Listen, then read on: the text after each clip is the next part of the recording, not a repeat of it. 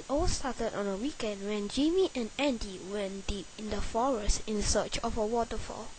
They set off in high spirits to the forest. "Andy, where do you think we should start first?" asked Jimmy, arching an eyebrow.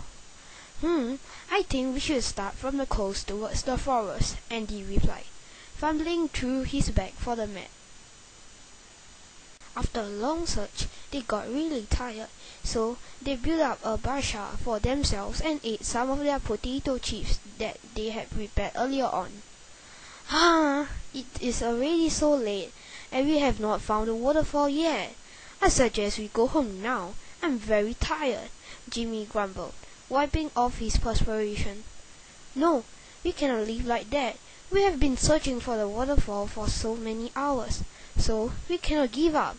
I believe the waterfall is just nearby," Andy insisted. The air soon turned cool, and the moon could be seen in the distant sky. Boom! Suddenly, they were in an old and tattered chamber that appeared ghostly. "Where are we?" Jimmy asked, as he looked around with fear. "I don't know," Andy replied. Then Andy heard an old weak voice. "My grandson." Petrified, Andy turned around looking for the voice. Then both Jimmy and Andy saw an old man with white hair, wearing an old and tattered shirt, with a walking stick held tightly in his bony hand. Being curious, Andy asked, "Who are you? And did you call me grandson?" "Yes, I am your grandfather, and I am now 230 years old," he replied. "It can't be possible. I've never seen you before in all my 28 years, and you can't possibly be 230 years old," Andy said firmly. Then the old man handed him a photo of his parents. To prove that he was indeed his grandfather, he stated the fact that Andy's parents had passed away. Then Andy stammered, But how are you possible to be 230 years old?" Then the old man explained, "I'm so old because I committed a sin back when I was young. On that sinful day, I heard that there was an old rich lady who lived in this chamber. So I was greedy and wanted to rob her of her money, but it was not really successful as I got into a struggle with her. In the confusion, I stabbed her till she was motionless. Before she died, she cursed the chest of coins.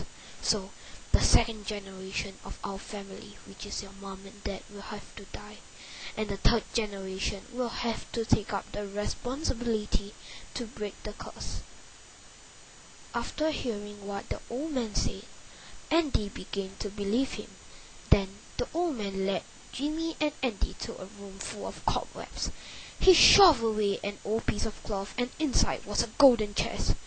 "Here it is," he said, as he opened the chest. It was full of glittering gold coins. Andy believed him because he knew that it was not possible for an old man to have so much gold coins unless he had robbed the old lady. He called out, "Grandpa, I believe you. I will break the curse for you and not let you live in sorrow." "Grandson, I have been living in sorrow all these years, and finally someone will be breaking the curse for me, and so allow me to pass on peacefully. Just use the coins for helping others, and the curse will be broken," the old man explained. Having believed him, Jimmy and Andy carried the chest of cursed coins out into the forest.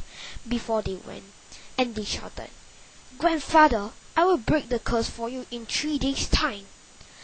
As his best friend, Jimmy was very willing to help Andy. Through the night, Jimmy and Andy went to different shops in town and bought a few carts of rice, vegetables. Soon, the sun started to rise, and people started to walk on the street known to be teeming with paupers and beggars. Jimmy and Andy both shouted, "Attention everyone! You may all come and collect your rice and vegetables. It is all free." Within a few minutes, a crowd gathered around them, and the boys started giving out the rice and vegetables to them. Everyone was so happy and grateful. All this continued for 2 more days. They woke up early in the morning, giving food to the poor, and helped them with some of their work, such as harvesting their vegetables. On the last day, an old lady who was beautifully dressed walked towards them and said in a peaceful voice, "Your grandfather has passed away. He told me to inform you." Upon hearing that, Jimmy and Andy cheered in happiness. They knew that they had successfully broken the curse. Then they discovered that the old lady was actually the old maid who was living with Andy's grandfather. What my parents wanted to tell me through this story is not to be greedy and not to do things that are immoral because of greediness, as such deeds will surely have terrible consequences. Instead, we should be contented with what we have and not ask for more.